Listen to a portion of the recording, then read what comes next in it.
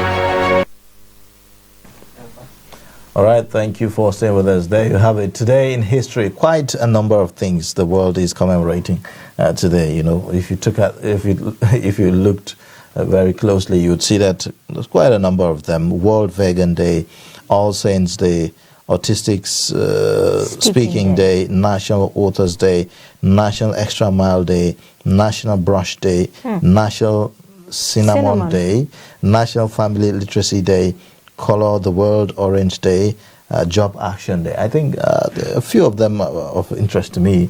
If you look at the Family Literacy Day and the Job Action Day, a lot of people have families in the world, but how many really understand what really family stands for and what it should represent in our world today?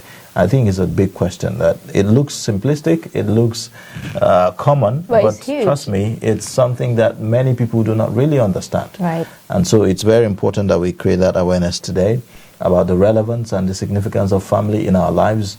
You know, family is the first unit that any person in life comes in contact with, whoever you are. And so it's a very, very serious institution, that should not be taken lightly. We are also talking about Job Action Day. For us in Nigeria, we are talking about, more than 30% unemployment rate, in Nigeria. And so it's very, very important that we have, this day commemorated to create that awareness about the need to create more jobs, to have more that environment where young people and job seekers can be able to find something to do, engaging and all of that. But National Authors Day is also very interesting. Oh, that's quite interesting. But for me, the one that really caught my eye is the Autistics Speaking Day. Okay. Autistic children are special children. They are quite very brilliant, but they have problems with speech. They repeat their words sometimes, but they are very good in arts, music, literature, and all of that. And, getting to show them love and bringing them close, it's one very important thing that we neglect sometimes because of, the stigma children get in school and all of that. And I think we need to give that a priority in Nigeria because we don't really have school for autistic children. I've not seen that anywhere. The arrangement that in most cases we call it special schools. So you find children with different kinds of disabilities, converging in one school. But the truth is that even though they are all having one form of deficiencies or the other, they all need, or I would say require special kind of attention. Right. So it's not, you can't mumble everything together. Everyone has his own peculiarity. And so I think that those are the kind of areas that we need to pay more attention to. Very interesting, really. Well, these are some of the things that are commemorated today. Now, let's take a look at our dailies today, some of the stories that made the headlines, but we'll do that just after this short break. Stay with us. When a situation where you find that a look at the same, not necessarily tribal or regional. I have said that.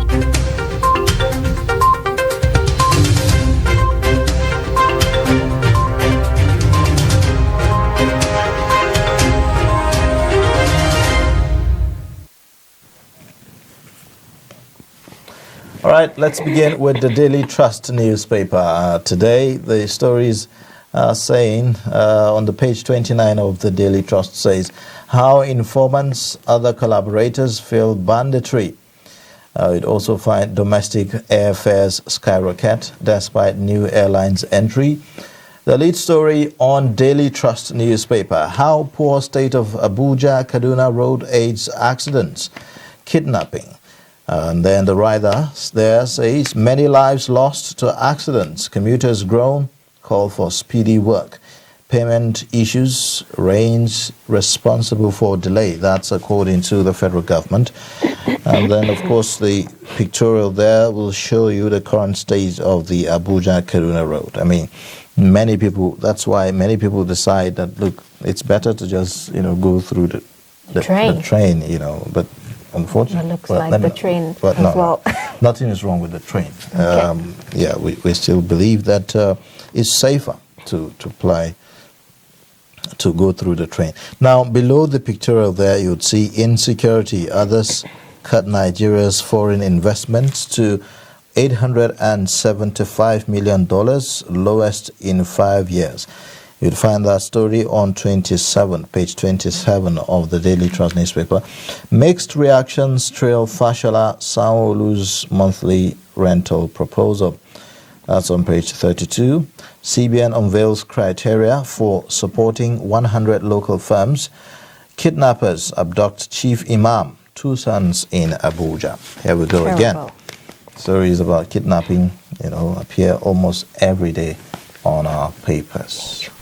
Well, that's that for the Daily Trust newspaper this morning. Okay, let's take a look at some of the stories on the Nation newspaper this morning. On page 7, you'd find Rivers Reps Caucus flay siege to Odili's home. And on page 3 of the Nation newspaper, Zenith Bank post 180 billion profit in 9 months.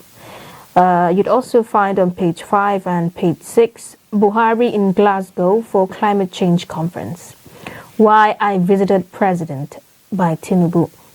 And the big headline there states 2023. PDP governors in deft move against Atiku Saraki.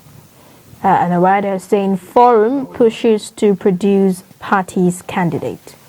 You'd also find CBN sets rules to fund 100 firms in 100 days. You'd also see a picture there with Tinubu and President Buhari in a COVID-19 looking handshake. These are some of the stories on the Nation newspaper.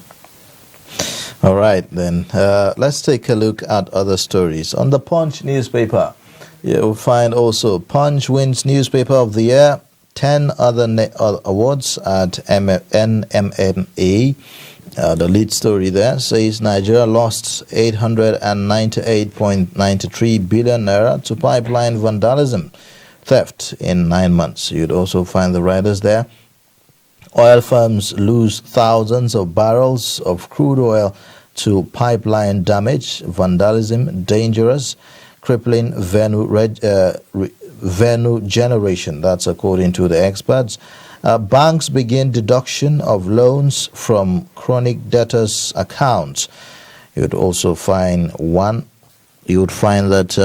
another story there saying $11 million fraud. Court orders interim forfeiture of Invictus Obi's house and cars.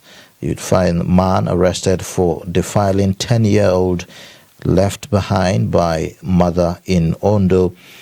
Also, the other stories there says Amotekun arrest teenager with 50 kg sack of Indian hemp in Oshun. OK Odumakin welcomes twins 6 months after husband death. Buhari jets off to Scotland for climate change summit.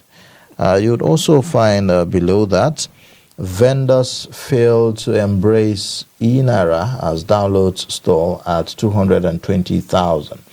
Nursing mother on bail for attempting drug smuggling, rearrested for trafficking skunks.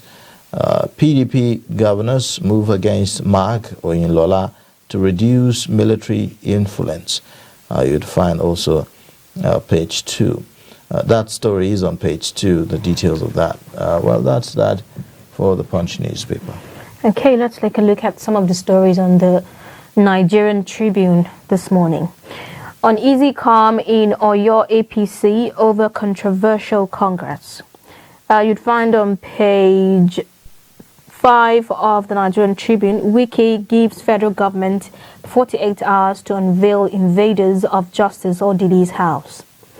You'd also find federal roads, federal government owing 300 billion naira, according to Abiodun. You'd also find 55-year-old OK Odumakin gives birth to twins 6 months after husband's death. And you see on page 8 of the Nigerian Tribune wins NMMA in editorial writing. And the big headline there, Southeast monarchs, bishops, others list conditions for peace in Igbo land. And you'd also find on the Nigerian Tribune this morning, PDP convention fallout. Inside details of how governors aided Arakbaja to beat Oyinlola. These are some of the stories on the Nigerian Tribune. Well, very quite interesting stories. Let's take a look at the Guardian newspaper this morning. Some of the stories go this way. You have the lead story says 150 days after ban, Nigerians await truce between federal government and Twitter. You'd also see suspension may be lifted this week. Well, we heard that several weeks ago. Only 1 out of 10 demands yet to be met. Twitter admits progress in discussions, awaits federal government decision. Twitter global users increase, revenue jumps by 37% to $1.28 billion. SMEs, government economy bleed as losers hit 370 billion naira. Experts appeal to government to consider usefulness of platform. Well, these are the writers to the story on Twitter. Then you'd find also intrigues as PDP governors take firm charge of party. The writers to that says politicking over, it's time to rescue Nigeria, says Ayu Arakpaja.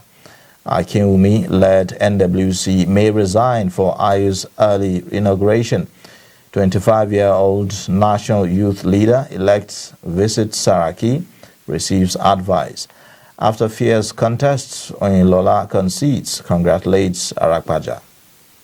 And then also, by the left corner of the paper, beside the big picture there, you'd see only 5 African nations might achieve COVID-19 year-end vaccination target. Wike gives federal government 48 hours to expose evaders of justice, Odili's house. And then, of course, INEC not ready for credible poll in Anambra, Ohaneze alleges. And then you find the Guardian, Salau Adegbetu, Jeremiah shine at 29th NMMA. Well, these are some of the stories that made the headlines on the Guardian this morning. Okay, we have in the studio Charles Odenibo, who is going to be our paper reviewer. He's a public affairs commentator. Welcome to the show this morning. Thank you very much. Nice having me here. Thank you for inviting me. You're welcome. Okay. Well, very, very interesting stories, really. We'll begin with the Daily Trust, like we started earlier, talking about bad roads between Abuja and Kaduna. I mean, these are roads that we've been hearing about, the needs to, give some kind of priority to this road, considering the proximity, especially with the federal capital, states like Niger, Nasarawa. And people still have to go through this. What are your thoughts as far as this is concerned? Well, journalism entails a high degree of public respect and public interest. The question is, for that kind of a story, is it of public interest? Yes.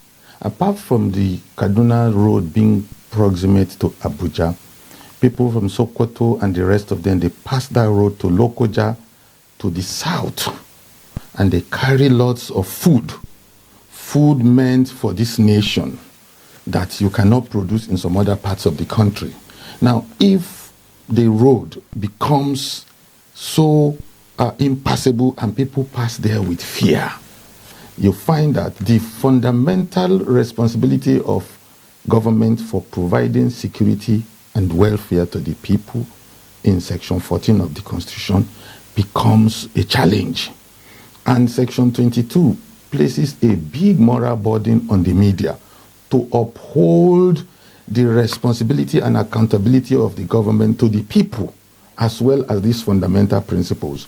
Has Daily Trust done that? Daily Trust has over 100% in that particular area. On national interest, public interest, it has dealt with it. The question is, what is government going to do about this road? A couple of years ago, the Abuja airport, the international airport in Abuja was shut down.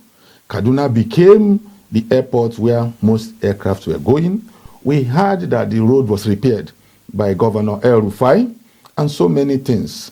A lot of us pass that road and I go to Zaria, I'm a Zaria boy. We go to Zaria often. Many people are so scared they have to join the train. Even security personnel and their families have to join the train.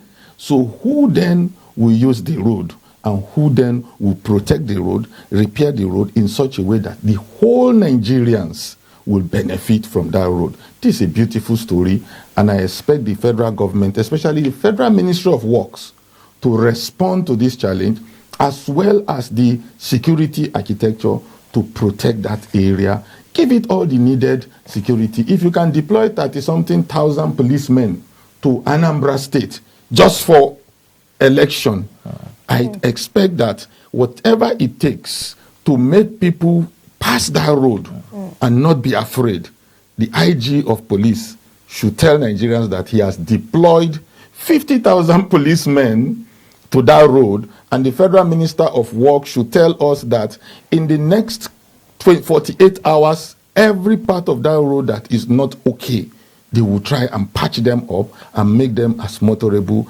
as possible. That story becomes a winner for me any day, any I think time. the federal government has replied. They are saying payment issues and the rains are responsible for delay in completing that road. No, it's not an excuse now. You cannot be repairing, you cannot focus on railways and abandon the roads. The railways, government gives it priority because a lot of retired security personnel, generals, and a lot of them live in Kaduna, and the rest, they go to Kano from that axis. And so for them, once that place is secure, they are good to go. The government cannot talk about rain. You can do road. You construct roads in the rain. You construct road inside the sea. You construct road inside the waters. You cannot owe contractors for a road that is of priority to the whole citizens of the Federal Republic of Nigeria. It does not show responsibility and it does not show accountability. Section 22, that story has complied. Section 14, the government has failed. Now, another aspect to that story is the issue of kidnapping. Now, how important is the state of this road to the fight against banditry and kidnapping and all of that? How will it be of help to even security agents that are deployed, on the road to be able to face, the criminals? Thank you. Now, you will notice something. For security, the defense headquarters is doing its best, in my view. There are certain things the defense headquarters cannot reveal to the public because of confidentiality and security risk. The security architecture does not need road to fight bandits. The bandits stay inside the bush. They stay off the bush, kilometers in, and they come there, strike, capture people, take them to their den, and then demand for ransom. Now, ransom is the icing on the cake for the business of banditry. And the 36 state speakers of the House of Assembly said the federal government should declare bandits as what? Terrorists.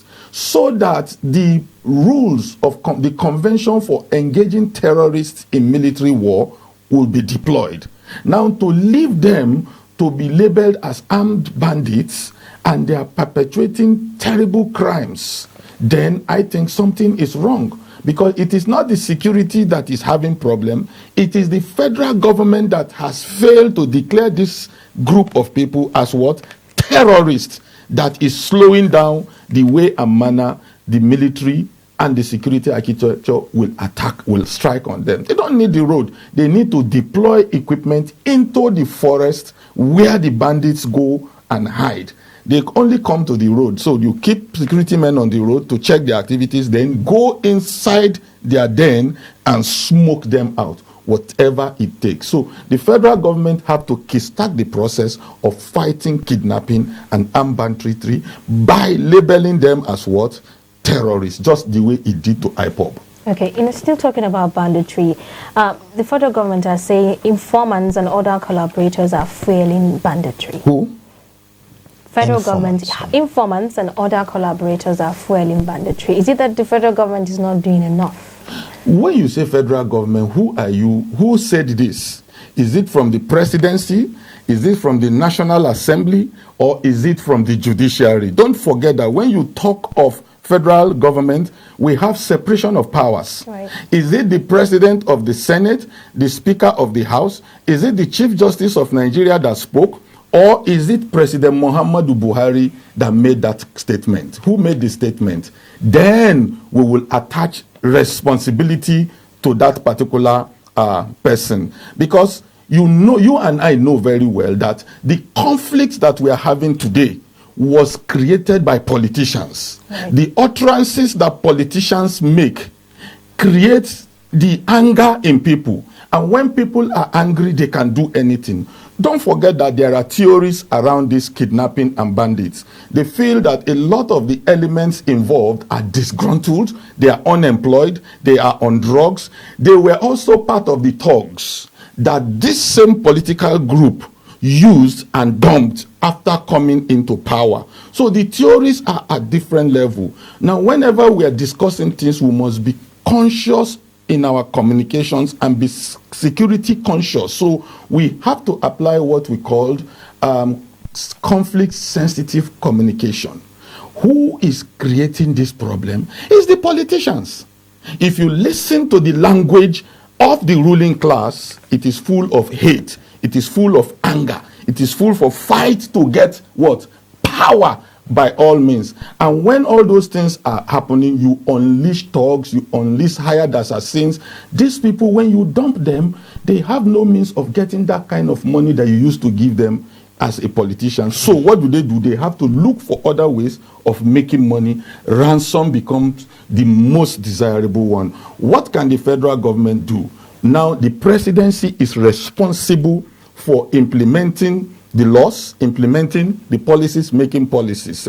If you say that over 12 million to 13 million young people are out of school and over 80 million Nigerians are unemployed and over 80 million Nigerians are underemployed, a recent poll showed that 98.5% of Nigerians do not have up to 500,000 naira in their accounts. Now that tells you that a government that is responsible and accountable and is conflict sensitive in its communication will communicate in a manner that when those bandits hear what government is saying, they will calm down. Those that they want to enlist, young children they want to employ, recruit to join them, they will also have a rethinker. Instead of that, the government uses communications that does what? Blows out the thing. All right. Well, let's take a look at other stories, on the headlines today. The Punch newspaper leads with a story that says Nigeria lost 898.93 billion naira to pipeline vandalism, theft in 9 months. You'd see also the writers there saying oil firms lose thousands of barrels of crude oil to pipeline damage, vandalism dangerous, crippling revenue generation. That's according to experts. We've continued to see this. This is not a new story. Nigeria has continued to lose money, as a result of these pipeline vandalism. Aren't we doing enough in terms of safeguarding, these pipelines that we have? My brother, you and I know that this is politics. Editorially, is there accuracy? Yes. Is there fairness? Yes. I came here with the code of ethics for journalists. When we're doing newspaper review, we must rate each newspaper on this criteria. About 14 or so principles for every Nigerian journalist to apply. If we look at accuracy and fairness, the public has a right to know. Factual, accurate, balanced, and fair reporting is the ultimate objective of good journalism and the basis of earning public trust and confidence. This story, yes, it is perennial. It's been there over the years. Over 40, 50 years, you and I have been hearing about what? Pipeline vandalism. Now, does it show responsibility and accountability? Section 22 of the Constitution says the obligation of the mass media is to do what? At all times, uphold what? The fundamental principles, as well as uphold the responsibility and accountability of government to the people. This story now, over 40, 50 years that we have been hearing about pipeline vandalism, and nothing seems to have been done. Companies are losing. Last year, the federal government declared the decade of gas. Nigeria is now in what? The decade of gas. And we have the AKK pipeline that links Ajaokuta to Kaduna and Kano and is taking you out of Nigeria. Do you get me now? Now, if we lay pipeline to carry gas from the Niger Delta through Nigeria, and we are still battling with petroleum pipelines, that we cannot take care of due to pipeline vandalism, what will happen in the decade of gas where the whole world has moved to green? The president is getting out to Scotland for the climate, isn't it? Right. The world has moved to gas. The world is moving away from fossil oil, that's crude oil. We are still talking about pipeline vandalism, and we are laying pipeline for AKK, Ajaokuta, Kaduna, Kano. What then will be the story 10 years after the decade of gas is declared? You will still hear about pipeline vandalism, because our government, successive government, not only Buhari's government, all the governments that have come, especially from the presidency, you will notice that they have not given utmost attention to addressing the issue of pipeline vandalism. At the time, they said they will get drones, the Israelis will come, they engage one company. You've heard all these stories. At the end of the day, we still hear the government pushing the blame on who? Pipeline vandalism. I think that is irresponsible and it lacks accountability. The federal government of the presidency must, as a matter of urgency, address this issue, because if they cannot treat it with crude oil pipeline, by the way, Kaduna Refinery is not producing, it's not functioning. Warri Refinery is not functioning. Port Harcourt Refinery is not functioning. Which products are we carrying in the pipelines that we are blaming on pipeline vandalism? I think the editorial team, you have investigative table here, desk here, my friend is there. I think we should go deeper now in editorial work to do correct investigative journalism. And you know that the rule here on access to information says that the journalists should strive to employ open and honest means in gathering information. Exceptional methods may be employed only when the public interest is at stake. The public interest is at stake. The president declared the decade of gas last year and his pipeline, AKK, isn't it? We've been using petroleum pipelines since 1958-59 till date, and we are crying vandalism. If whatever means it takes, the journalists should do and let Nigerians know what exactly is the product that is passing through the pipeline that the federal government is crying foul about pipeline vandalism. Well, from the story here, it's a report, giving a data of what happens in the last 9 months. I understand. Which product? We had pandemic. Yeah, so we had the pandemic. Yeah. We had independent petroleum marketers. We have the issue of oil subsidy. You are paying subsidy to companies that are phantom companies that we don't know who they are. There was an investigative journalism that exposed ghost companies that collect over 90% of the subsidy payment by the federal government. We need to go deeper. I want to know, in the last 9 months, is it crude oil that was passing through this pipeline to Kaduna? I worked in Kaduna Refinery many years ago as a process operator. I know the pipeline system. Are they sending products to Suleja Depot? Are they sending product to Gombe Depot? What is in the pipeline, my brother, that we are complaining about pipeline vandalism? Well, and yet we declare decade of gas, and we have pipeline to carry gas from the Niger, from Port Harcourt, Bayelsa to Kano, Kaduna. Are we not going to continue crying foul about pipeline vandalism? What is in the pipeline that is vandalized? I would need to know it. So what really is the federal government doing wrong?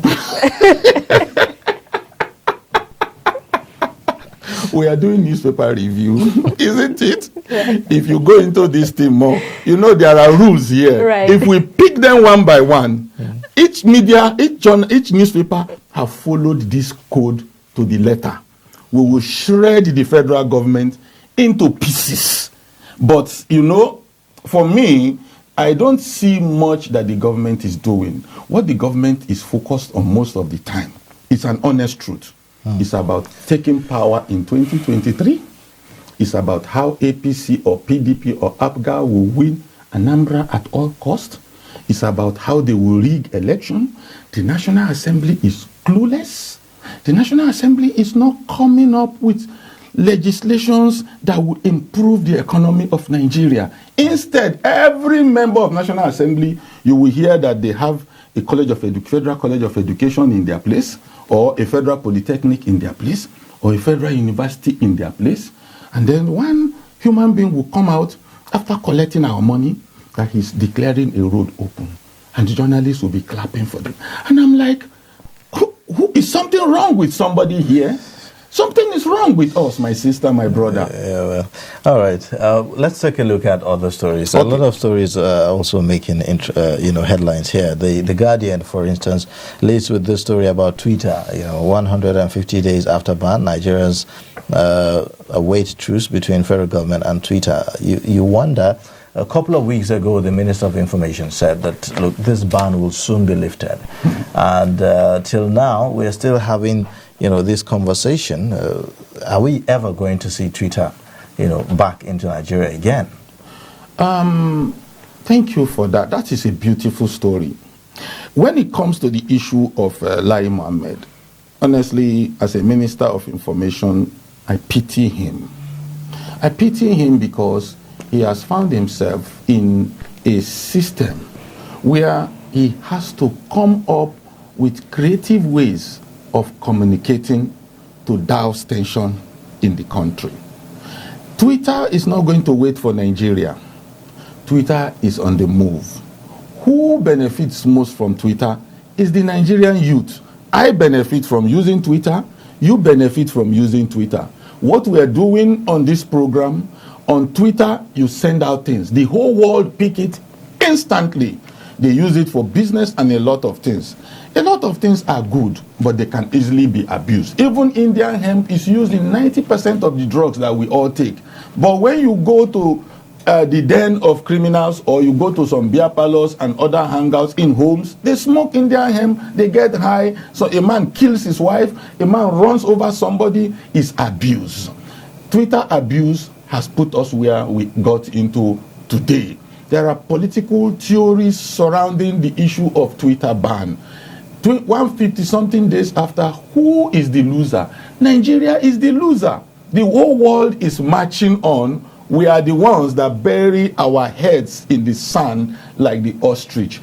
My advice is, this story is good, is to draw government's attention to the danger of continuing in delaying the lifting of the ban. The federal government gave Twitter certain conditions, for which I know one of them is that Twitter must have office in Nigeria.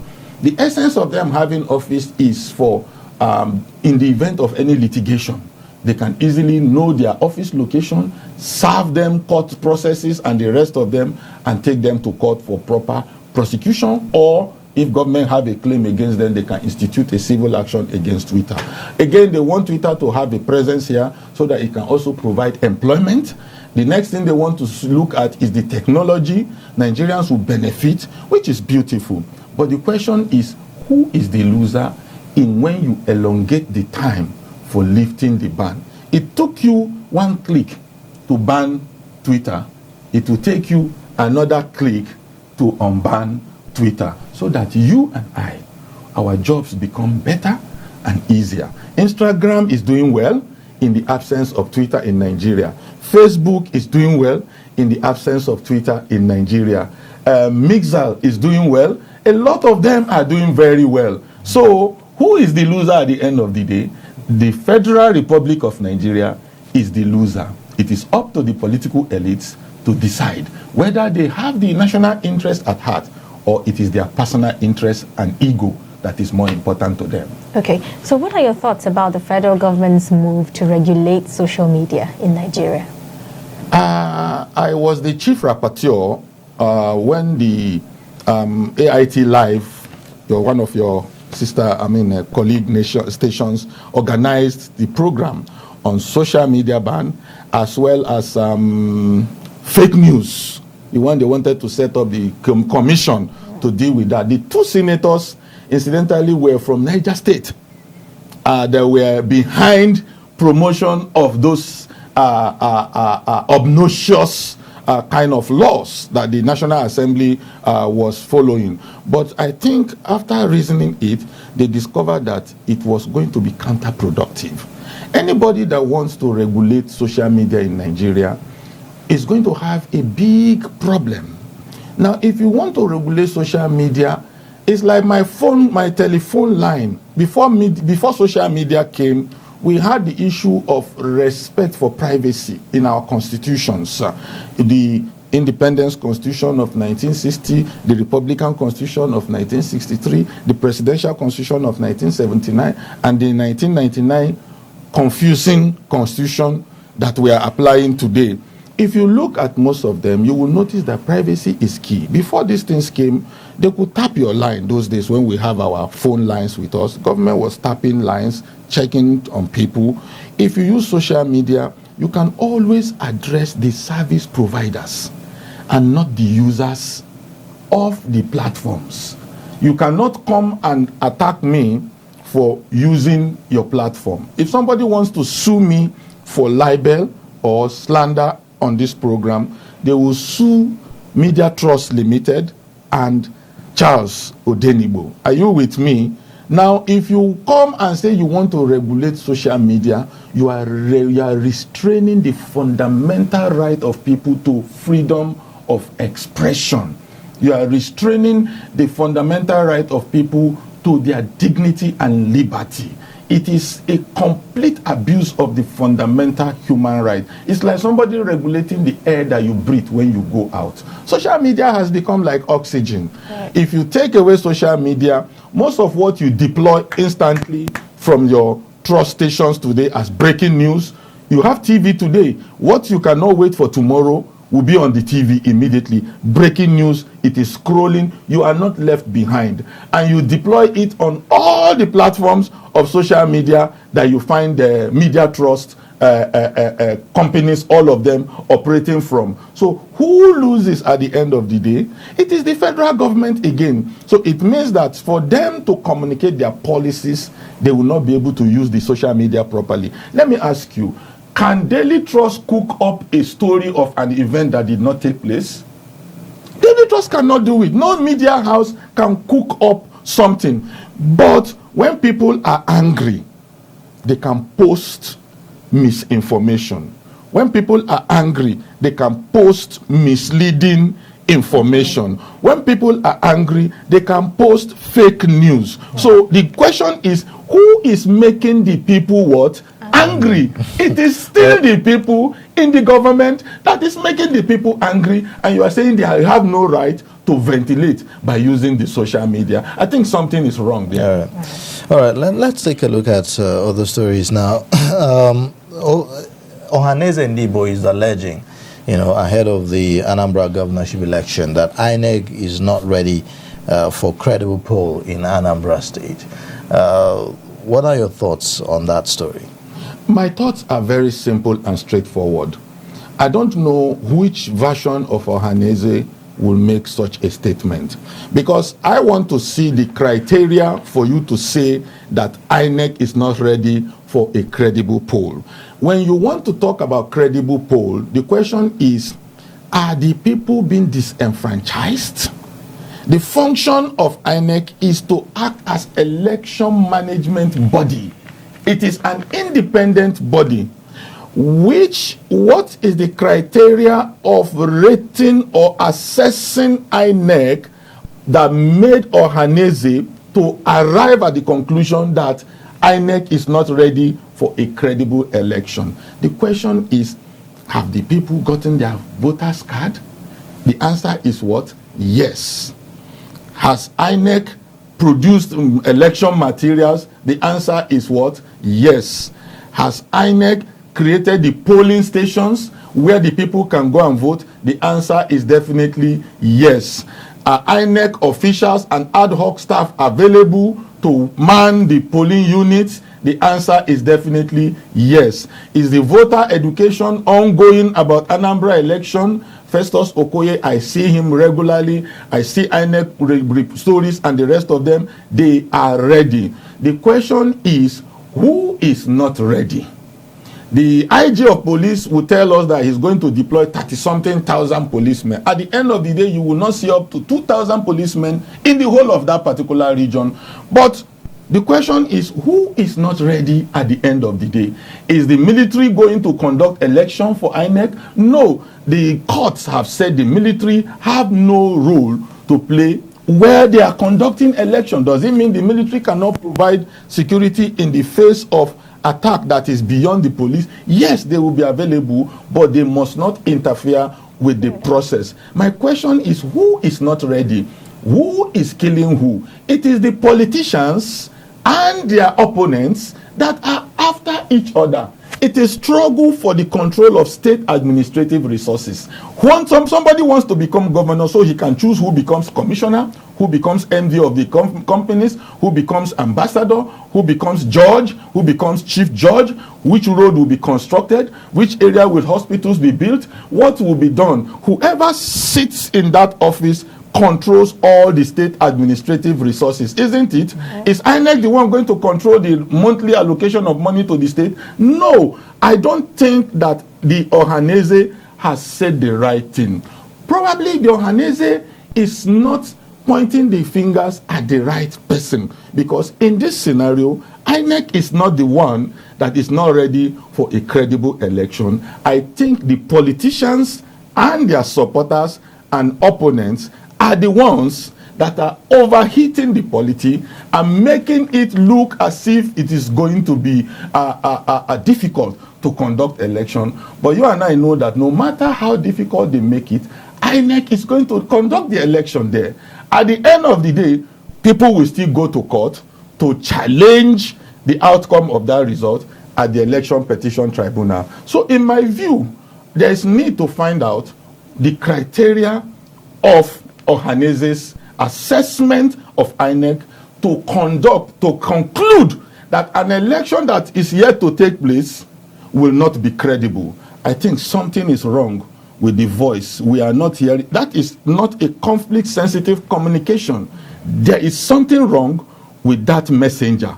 I think we need to go back and unveil the messenger, check which person's voice we are hearing, and say, oh boy, how did you know that an election that is yet to be conducted is not going to be credible? Okay, so with politicians now being at loggerheads, is there any way that this is going to affect the Anambra governorship election? Definitely. You will notice that the Operation Wetie that culminated in the crisis in Western region began like this between the politicians at that time. It was about supremacy, fight for supremacy. Consistently over the years, the political parties have done everything possible to cripple this country. And that is why you will notice over time that when the military notice that things are getting out of control, the military will come in. Unfortunately, when the military come in, they don't know how to manage the process. So the politicians that are fighting for the soul of Anambra State, they have a purpose for fighting for it. The same politicians will do everything possible to destroy that particular environment. It means that if I cannot get it, then you cannot get it. That is what it means. So the winner takes it all is our principle of electioneering, our principle of agitation for power, our principle for looking for anything in Nigeria. It is, if not me, then it cannot be you. That is where we are right now. Terrible. All right. Well, thank you so much for coming and sharing your thoughts with us on the show this morning. It's been quite interesting.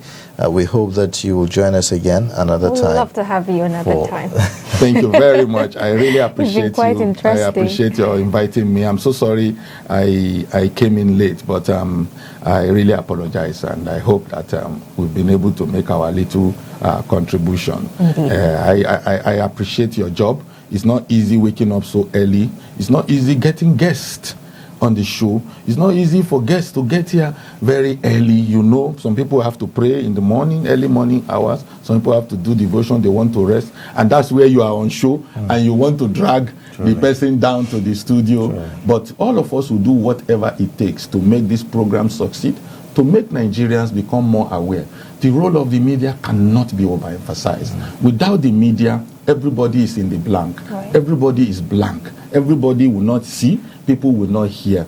But when you do this work, millions are being informed, millions are being educated this morning, million mindsets are being reset this morning just for the little things we are doing in this studio. I thank you very much. Well, thank you so much. We've been speaking with Charles Odenigbo. He is a publisher and public affairs commentator reviewing the stories that made the headlines this morning on Daybreak.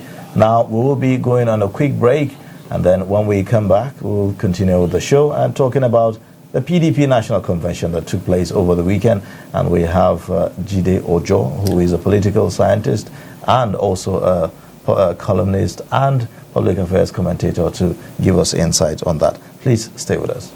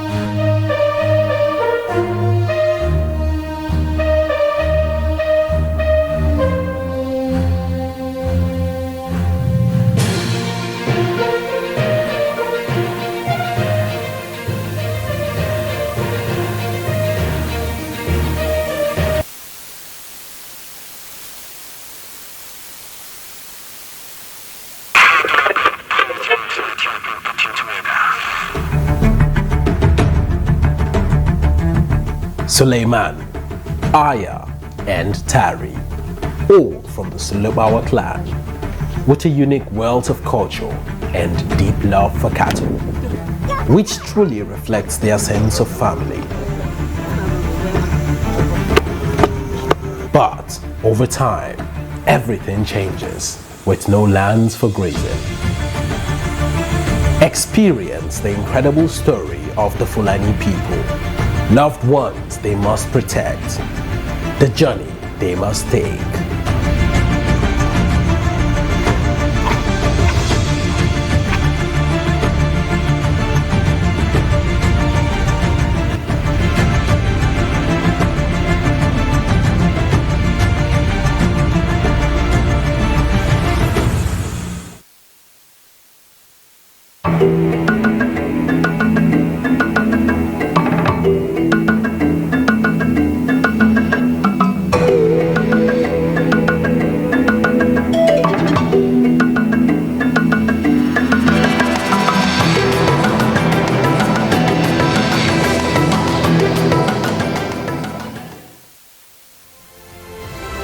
latest updates on current topical issues and breaking news by downloading the Trust TV mobile app on your Android devices. Go online, click Google Play Store, search Trust TV, install the app, and get doses of unfiltered information on happenings all over the world in your pocket. Trust TV, documenting the Nigerian story.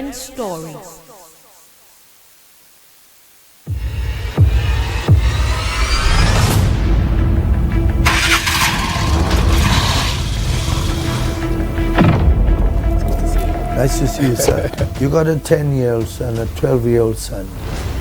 He's a shill boy. Yeah. And how did he get to that stage? You allowed it to happen. You allowed it to fester. It's like a cancer. It's a failure of the family, a failure of the society, and a failure of governance. We are still going into some other hideouts to see if any apprehensions will be made tonight.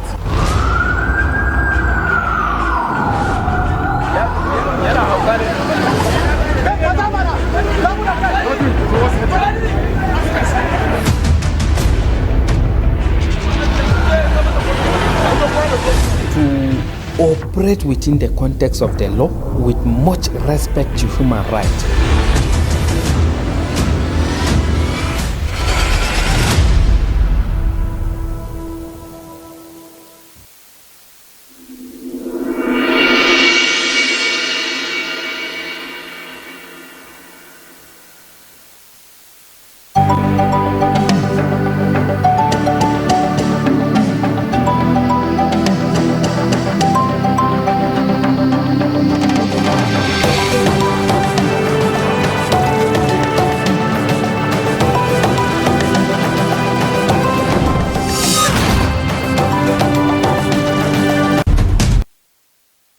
All right, thank you for staying with us. You're watching Daybreak, reaching you live from the nation's capital in Abuja.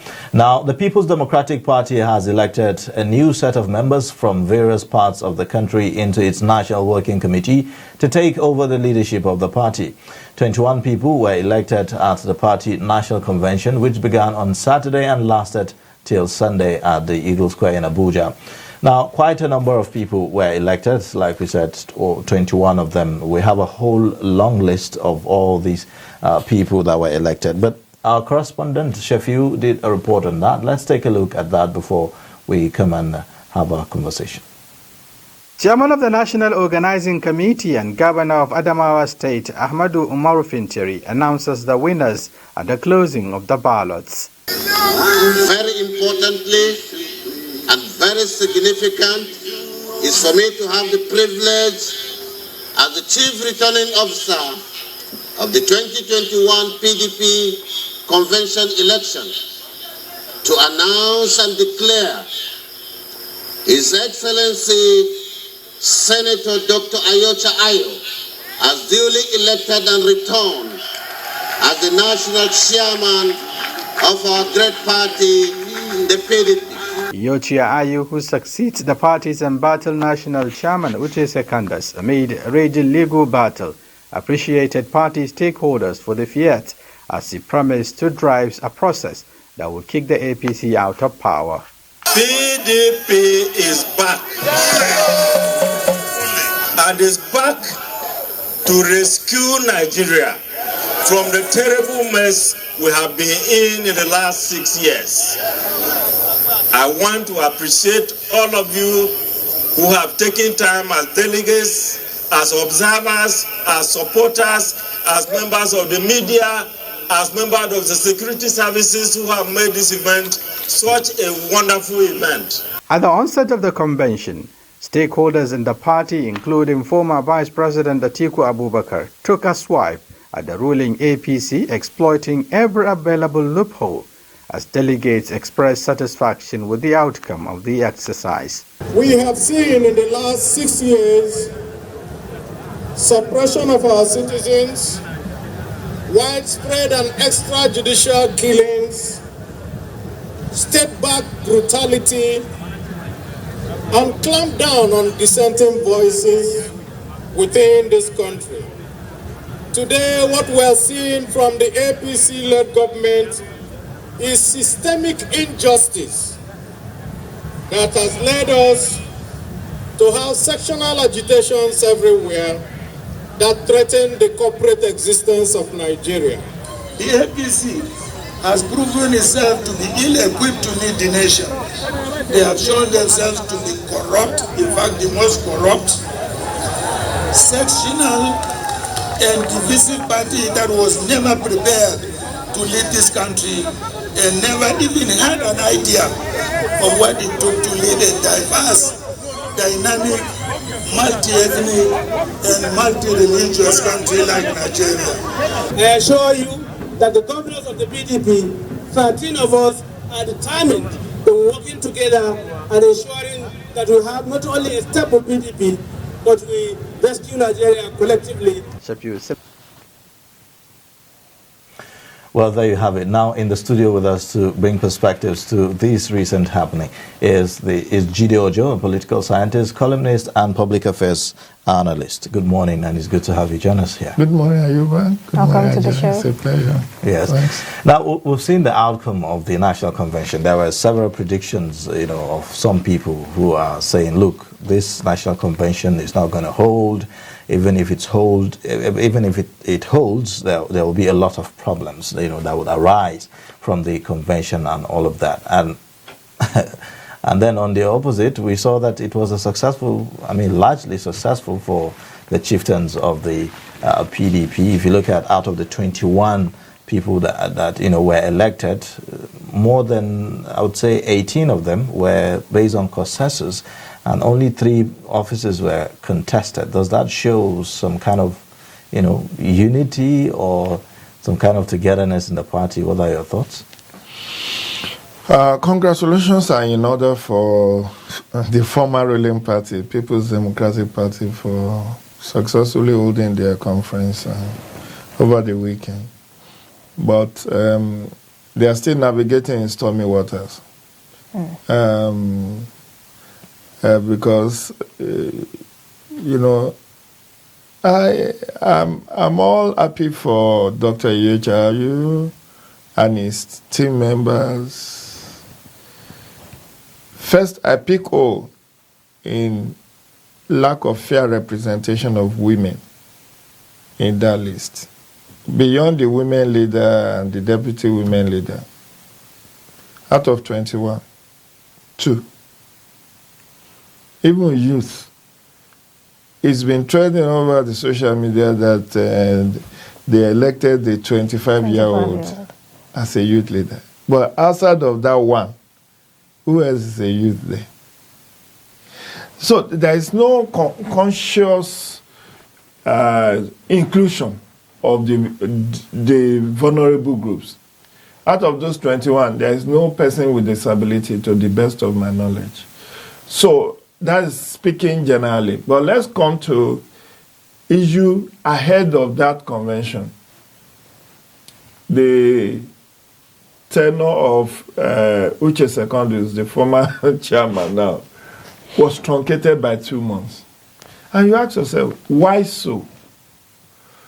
A party that has ruled the country for 16 years, who in 2018 humbled itself and apologized to Nigeria for misruling the country and pledged to imbibe rule of law and constitutionalism,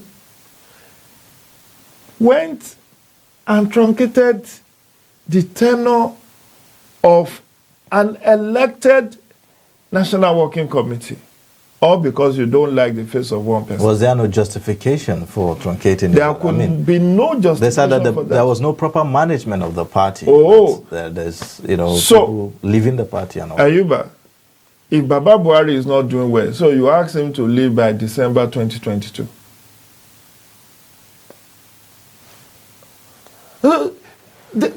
You see, that's why there's provision for re-election. So if you didn't do well in your first time, the assumption is that people will vote you out if you present yourself for re-election. You see, this issue plaguing our political party. It's why we have not deepened our democracy. Look at what's panning out in APC. They brought in Baba Bisa Konde as interim chairman. Then when they wanted to do an elective convention, if you go and read why Tommy Kimi left APC, it was because of pressure and the stage management of the process to favor a predetermined candidate in former governor of Edo State. That's, former governor, what's his name? No, the one before, the one before Shomole. Former governor, Odige Oyegun, John Odige Oyegun. That was part of the reason Ikimi left. Ikimi was one of those who midwife APC. But he saw that the odds were in favor and there is no level playing field, so he left. So they brought in Odige Oyegun as a foisted consensus candidate on APC. Towards the turn of Odige Oyegun, they said, it's too old. We need an action chairman. We need somebody who is vibrant. We need a youthful. So they went shopping for Oshiomhole. There were 3 contestants alongside Oshiomhole. They pressured all of them to step down so that Oshiomhole can emerge as a consensus chairman. But what happened? Now, this consensus, this whole idea of consensus, like we saw in the, even the PDP convention, most of the seats were based on consensus. Is that a good thing for our democracy or not? It's a bad thing. Because you cannot call yourself a party and you are afraid of electing your gatekeepers. Let me put it that way. How do I mean? You see, they said consensus was meant to, it's a way of managing parties so that there will be no bitterness, there will be no acrimony. But a consensus, in my own layman understanding, is unanimous agreement to do things. Unanimity of opinion. That's what they call consensus. But you find out that some people are pressured and some even are not okay with that decision. And you may say, okay, for PDP, when they tried to do consensus for those 3 positions that were contested, Deputy National Chairman, South and North, and I think Youth Leader, those are the 3 positions that were up for election. But you also will know that PDP as it is quite now is not a favorite party. They are in need of rebranding. They are in need of members. They have lost more than they have gained. Okay, they are parading former governor of Ondo State as their new catch. And maybe Dele Momodu, Bob D. Those are the 2 decampees that we read. But these are spent forces. Dele Momodu never won any election anyway. But even Mimiko, when last they didn't win an election, he went to Zenith Labour Party, the person he backed lost. Since he joined Zenith Labour Party, Mimiko has not won any election. But that is on the side. Let's stay with the principle of equity, justice, fairness. Like I've pointed out, has PDP really changed? I don't think so. The estate where they have this Congress, state Congress before the convention, were very acrimonious. Like in Oyo State, there were parallel congresses that took place between the camp of the governor and that of the former majority leader of House of Representatives, Honorable Mulika Dakonde Adiola. You understand? In a couple of other states, there are parallel congresses. Now with this truncation of the tenure of Uche Secondo's National Working Committee, I fear that this case, as Uche has pledged that he was going to contest at the Supreme Court, recall that the Court of Appeal only gave verdict in the afternoon of Friday. And it could have been any, if the court had said, yes, you cannot go ahead, it would have meant, a very bad omen for PDP. Don't also forget, you see, history always repeats itself because we fail to learn from history. They went shopping for Ayu, good and fair, but there is a challenge that even if the Supreme Court agrees with the Court of Appeal that Uche Secondus was legally and legitimately, that his tenure was truncated. I don't know how the Supreme Court will face Nigerians to give that kind of judgment, unless they want to rely on technicality. Because we know that when you elect people for a tenure, you allow them to serve out their tenure. This is not a boardroom. This is not corporate organization where you can, and it has to be stated in the Constitution or Article of Association of that board for you to say you can be removed at will. But where that is not stated, and this is a political party that will want to hold INEC to account, you are now truncating just 2 months. You said Uche Secondus should not recontest, and that the tenure should end in October rather than October, December 9. December 9 is even just like 5 weeks away. Why don't you allow him? Now, I think his lawyer is saying the legal battle is not over. Exactly, Aja. The legal battle is not over because Uche has threatened to go to Supreme Court, and unless they prevail on him and pacify him and consensus him, because it's not impossible, don't spoil this party for us. So come, let's negotiate. They can negotiate out of court settlement. That's the best thing they can do under the circumstances. Because as it is, Uche Secondus may not be able to milk a cow, but he can spill the milk. Oh, so are you saying that with his case, he could actually drag the PDP down the mud? Of course, which is what he's ready to do. He waited. At some point, everybody thought he has given up that fight. Only for him to go and file a suit October 14, when he knew the convention was just 2 weeks. So, and he really held them by the jugular, because as at Thursday, particularly on Thursday, when the Court of Appeal, Port Harcourt, deferred ruling till Friday, everybody was like, let's see whether this will not. But Supreme Court, we have seen decisions of Court of First Instance, Federal or State High Court, being upheld by Court of Appeal, only to be thrown out at the Supreme Court. You understand? And so this is still a tentative and relative peace that we can say PDP is enjoying as at now. But I wish they would do things normally and democratically. You asked me about whether consensus is bad or good. I will not say it's intrinsically bad, but where situations where you have disagreement, as are bound to happen within a political system, please allow election to hold. So that would have been a better opportunity to just lay the matter to rest finally. Yes, I mean for the convention, not events leading up to the convention.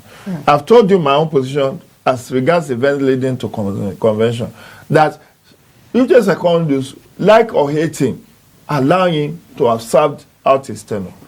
And even if he wants to recontest, allow him to recontest. You can always vote him out. Do you get it? I've seen in this country, and Ministry of History, and I've observed the elections since 1999, 22 years, it's no joke. I've seen incumbent governor losing the election because people does not want him back. Even with him sitting and superintending over the election, his re-election bid. What happened in Lagos 2019, Akinwumi Ambode? He wanted to come back. They allowed him to buy form. They did direct primary. He lost. Has even fallen. In Oyo State, a sitting governor who was the first governor to win re-election in Oyo State, late Abiola Ajimobi, wanted to contest for senatorial election in 2019. He lost as a sitting governor. election, it wasn't even out of office. It wasn't even like former. You know, when you are former, you don't wield as much influence. But you are seated and you canvassed and you campaign. You that was a governor for 8 years, people said we don't want you. It does happen. Okay. So what I'm saying, let me land on these thoughts, Ayuba. What I'm saying is that you should have allowed the democratic process to pan out concerning Uche Secondus. When you saw that you are losing members and you wanted a change, allow him. Okay, there is a BOT, Board of Trustees. If you make selection of those who will conduct the convention, you understand, the BOT have a right to review whatever you have done, because that's the conscience of the party. And making sure that you don't load the committee with your loyalists, because whether you are chairman, you are not running a sole administratorship. There is secretary, there are other positions. And you could have reached out to the other positions to say, don't allow this man to load the committee that will go and conduct this convention with his loyalists. And then ensure, guide the process to make sure that since you don't want him, you make him to lose in the election, in the event that he wants to even contest. I don't know if you get my drift. Because a man does not make a forest. If majority of the people, particularly governor, feels that you have been a liability than an asset, there's a way they can orchestrate the whole thing to make you lose, and lose with dignity, so that you don't lose face. What has happened to Uche Secondus is that the same power broker that brought him to office said, I'm done with you. I mean, even if you do that to a woman, she will fight back no matter how weak you are. Right. I don't know if you get me. Right. To say, oh, you have used me, you now want to dump me. Even if for the sake, and I gave an analogy, I gave a proverb earlier, that a leper may not be able to make a cow, but he can spill the milk. Right. So what they could have done is to handle the Uche Secondus case better than they did, but we wait with a weighted breath whether they will be able to successfully negotiate so that they settle out of court. The case does not get to Supreme Court, in which case Ayu and his team will now have peace of mind to run. So because as it is now, they are just like... so it's not hurried for the PDP. It's not. Now, the positioning now of the PDP now with the election of Ayu, coming from the North Central, there's a whole lot of conversation about the zoning thing and everything. How would this impact on the coming election in 2023 for the PDP? Again, for PDP, have they learned their lesson? Because when I read the profile of Iyorchia Ayu, I saw that he's a very close aide, or close ally of Turaki Adamawa, which is Atiku Abubakar. Right. Atiku Abubakar has openly spoken against zoning because he has his eyes on 2023. He knows that is going to be his last chance. And this is the zoning that PDP brought to Nigerian political lexicon. Right. You have been a beneficiary of zoning. That's why you emerged as the vice president. Now you want to do away with zoning. How will it sound? How will it sound if at the end of the day you now say the chairman is from North Central, then you are picking your presidential candidate from Northeast? So you say, because that's what they are. If Ayu, as close as Turaki as I've made to understand, decided to favor him, to emerge as the candidate of PDP in the lead up to 2023, PDP's presidential ambition is dead on arrival. Because whether you like zoning or not, that's what we call affirmative action. It's a way of engendering social inclusion in the electoral and political process. And I've written in my column in The Punch very recently, about 4 weeks ago, where I talked about, can Nigeria develop without equity, justice, and fairness? The framers of our constitution knew why they said there must be federal character principle in appointive and even citing of projects. In fact, let me shock you. If you have a copy of the Constitution, you can Google it. Section 223 of the Constitution even enforces that in electing members of the National Working Committee of any party, they must reflect at least two-thirds of the country. Two-thirds of the country. In which case, we are saying state by state must be reflected. So out of 36 states, you have to reflect that your elected National Working Committee or National Executive Committee or whatever you call it, reflect at least 24 states in the way you appoint them. So if the framers of the Constitution made that mandatory, it is for a deliberate purpose of social and political inclusion.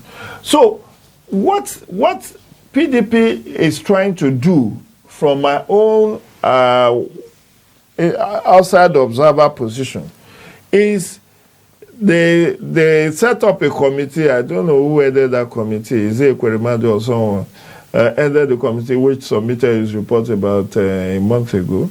And they were like, okay, the party positions have been zoned. So they zoned the chairmanship to the north. They didn't say northeast or northwest or north center. But they now said, look, we have only zoned the party position. We have not zoned the position for general election.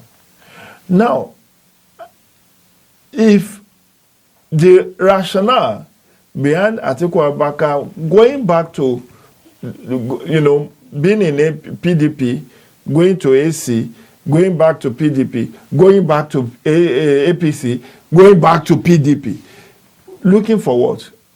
Number one position. He has been number two. And now he's aging. I think he should be 74 or thereabout.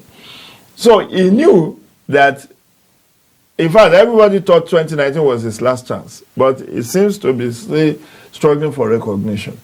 And I just imagine if in 2022, the PDP decided to cede, to say they are throwing it open, and we know Atiku Abubakar is somebody with pedigree, with financial war chest, to win any electoral contest in this country, without even doing a fundraiser. He has the resources. So if you don't do zoning, and somebody else from Southeast, South is contesting against him, if it's a free and fair, it may end up. Now, if he now ends up being the candidate of the party, how do you market that to the Southerner that Nigeria has been under the Northern rule for extended period of 8 years? So how do you canvass? You now say, oh, okay, we should not look at it as North-South. We should look at it that the Northeast has never been president since Tafawa Balewa died in 1966. So it's time let's democratize that process. It will be a hassle. For me, the unity of this country, which is actually enshrined, if you read your Constitution, Section 4, Subsection 3 of the Constitution, talks about the federal character principle based to foster national unity and national loyalty. National unity and national loyalty. So how do you foster that? If somebody or two people out of since 1999 has been from Northwest, being the president of Nigeria, and in 2023, when every rational and logical person feels that power should shift to the South, you now decide to bring somebody from Northeast. The point is, I don't know how ambitious... So do you think that perhaps some have fingered the influence of the PDP governors in this party convention that they just had, as that they were influential to the decision of the people that emerged as members of the National Working Committee? Do you think that there's some kind of deliberate calculation to truncate the chances of people like Atiku in the coming? I wouldn't know. I wouldn't know whether they are ganging against Atiku or they are ganging for Atiku. But whatever it is, they need to understand the mood of the nation. That while I'm not an ethnic jingoist, and I'm not even canvassing for a Yoruba presidency in 2023, I've told the promoter of Swagger that Bola Ahmed Tinubu should be brought in. I've told them, they have abused me tire, I don't care. I told them they should go and sit down. Nigeria is not made for Yorubas alone, or Hausas alone, or because the truth is, you see, even if you go to Switzerland, that's why every federalism has its own peculiarities. Yoruba, in 1998, the political elite of Nigeria sat and said, look, we need to compensate for the annulment of June 12, 1993 election that was won by Yoruba man. How do we do that? They said, okay, we have 3 political parties. Let all these 3 political parties choose somebody from the Southwest to atone for the annulment of June 12. And that's why we have 3 political parties registered in 1998. The 3 of them decided to choose AD and APP before it changed to AMPP. Decided to go into working alliance, and they fielded Olufalaye. Oluyemisi Falaye was former chief of national, was the former secretary to the federal government, and at some point, minister of finance. They chose him as their own candidate. PDP chose Obasanjo. So head or tail, a Yoruba man wins.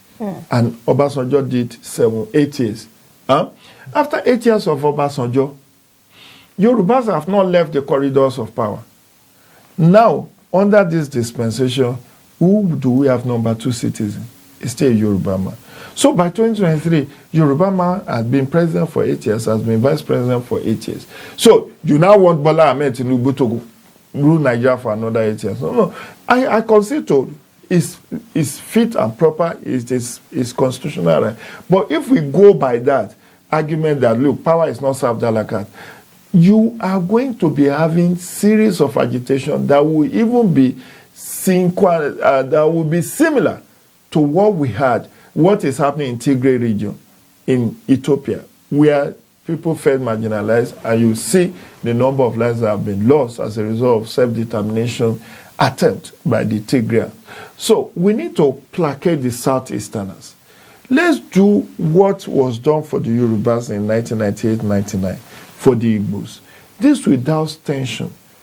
All this self-determination agenda of Nnamdi Kanu or Waziri or whatever would die a natural death, because whether it is just a bragging right or not, let them have that sense of belonging, which is what the Constitution also backs. And I've said in my column, I said, look, the Constitution may not have expressly said zoning or party position will be zoned, but the fact that it recognizes federal character principle and has asked that there should be no dominion or domination of one tribe or ethnic group over another in terms of appointment and in terms of citing of project. On those 2 counts, the Constitution then realizes that there must be some power sharing arrangement that will be a win-win for everybody.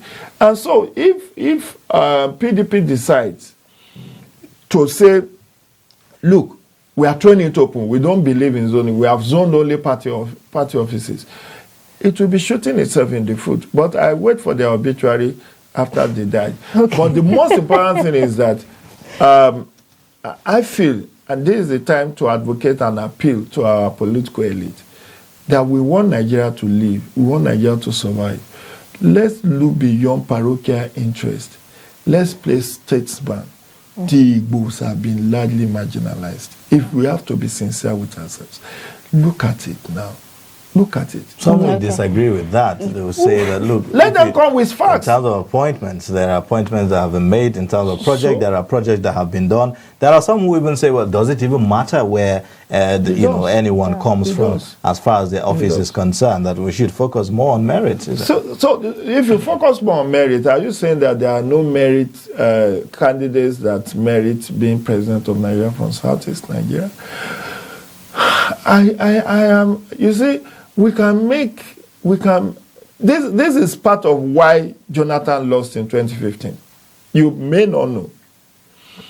Jonathan lost because of the feeling the North has that, look, you became president by default because your principal died.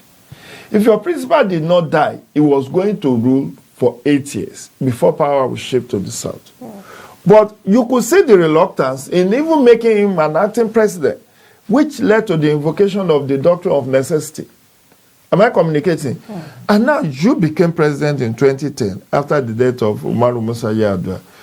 And because the constitution was on your side that you serve out the remainder of the tenure, and by extension, you now decide, look, I want to also offer myself, since it's a joint ticket, Musa Yar'Adua, Jonathan, let me run on that platform for another year, another term.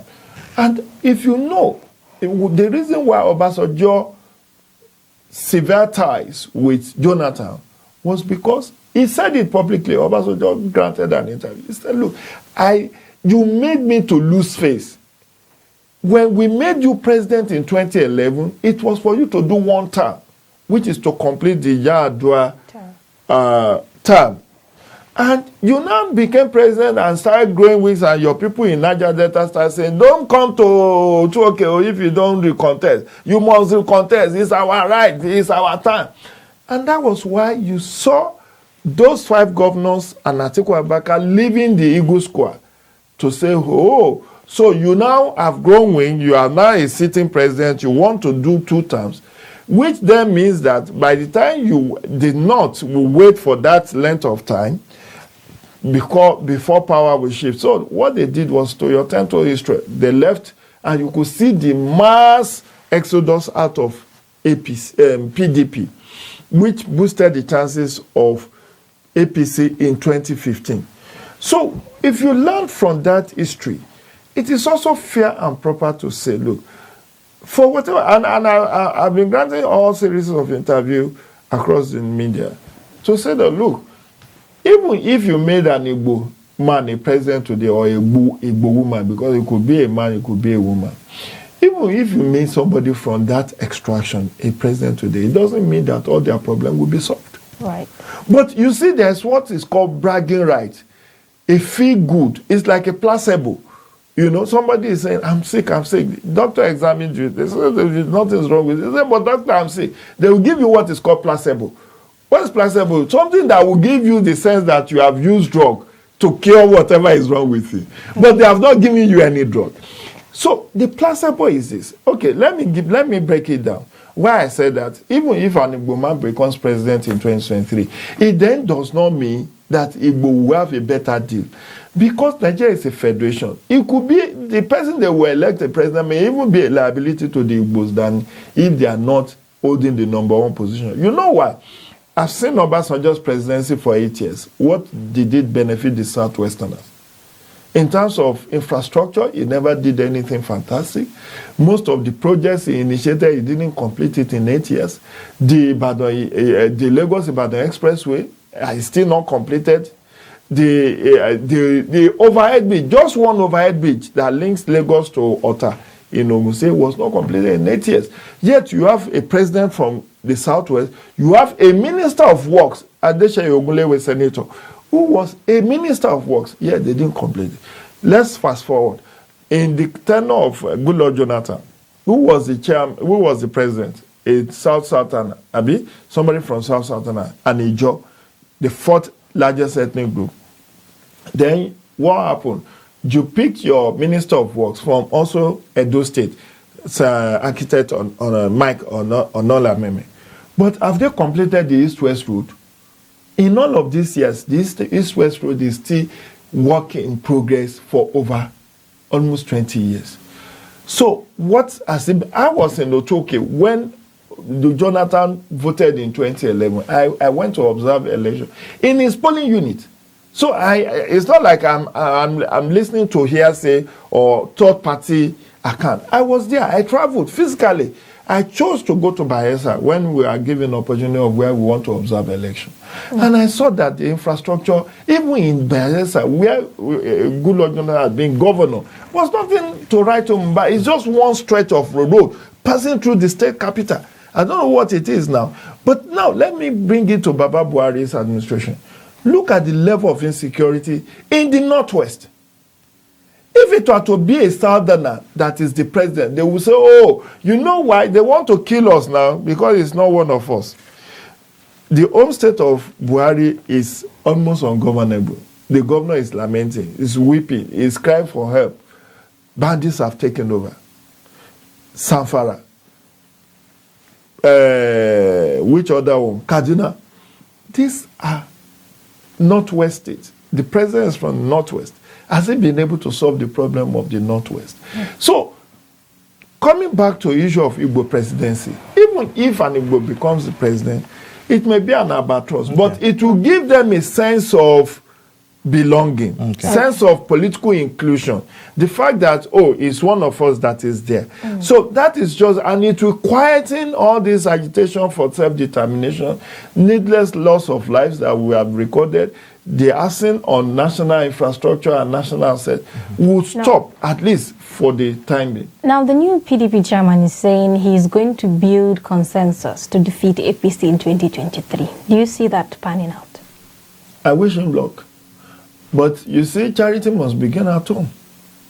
For him to be able to successfully do that, it must position itself as a party of rule of law, as a party that is pro-masses, and which has changed from its, authoritarian, impunity, reading approach to governance. And the make or mar party primaries that will hold ahead of 2023 election will determine where the pendulum will swing. I see an implosion in APC. APC has taken more than it can chew. A lot of people will be disenchanted. They will want to leave, particularly after the primaries.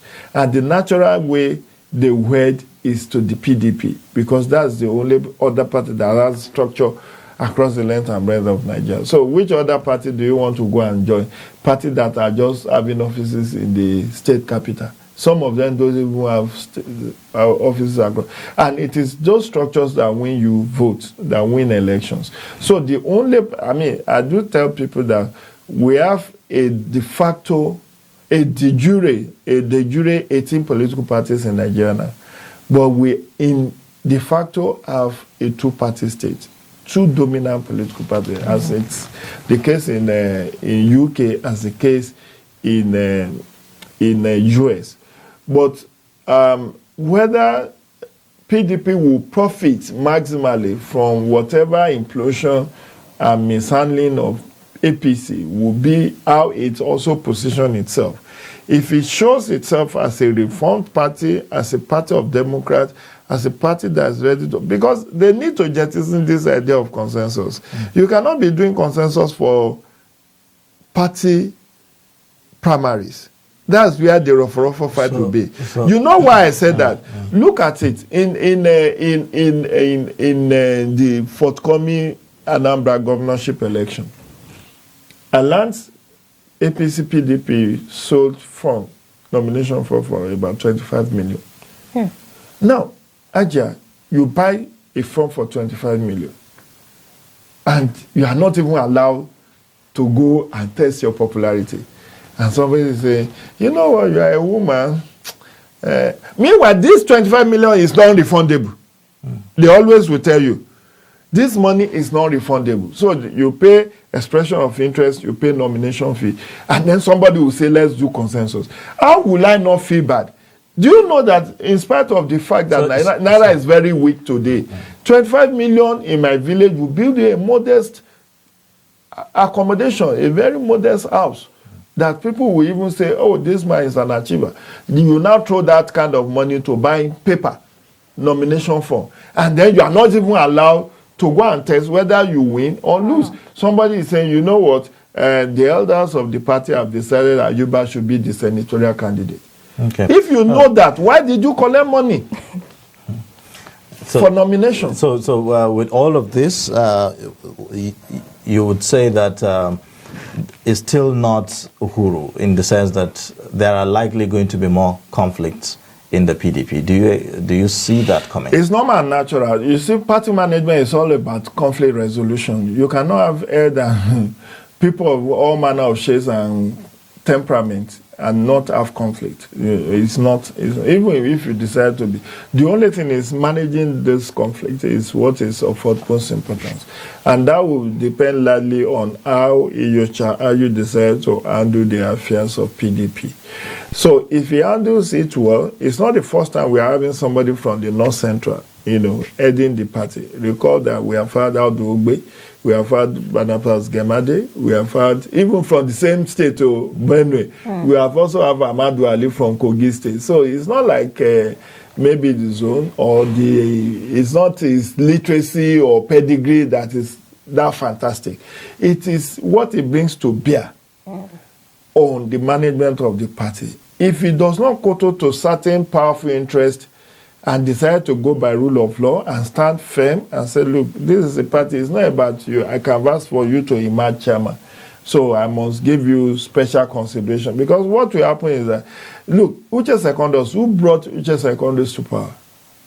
It is the same fellow who sold him, who marketed him, that demanded that he be removed unceremoniously. So, and the same thing happened even in the case of Oshomole in APC. Yes. They said they want a strong man. They went, pressurized people like former governor of Cross River State, Clement Ebiri, and two others who have shown interest. They said, no, we need a very strong. So when they brought him and they said, this one, they can't tell me. He said, no, he has to go. Oshomole must go. No, he cannot be allowed to stay. And so that's why he needs to learn. He's a student. He's a social scientist. He's a socialist. He's a doctor of sociology, and he's a Marxist. But it needs to be fair. It needs to be just in the handling of party matters. Right. And that would be his staying power in his tenure. Well, thank you so much for coming and sharing your thoughts with us. There's the much we can take on this discussion this morning. We've been speaking with Jide Ojo. He is a political scientist, public affairs commentator, and also a columnist with the Punch newspaper. Thank you so much for discussing this. All right, let's take a quick break now and then take a look at what's trending, the next segment on the show. And then when we come back, we'll just have a little chit-chat before we round up. Please stay with us.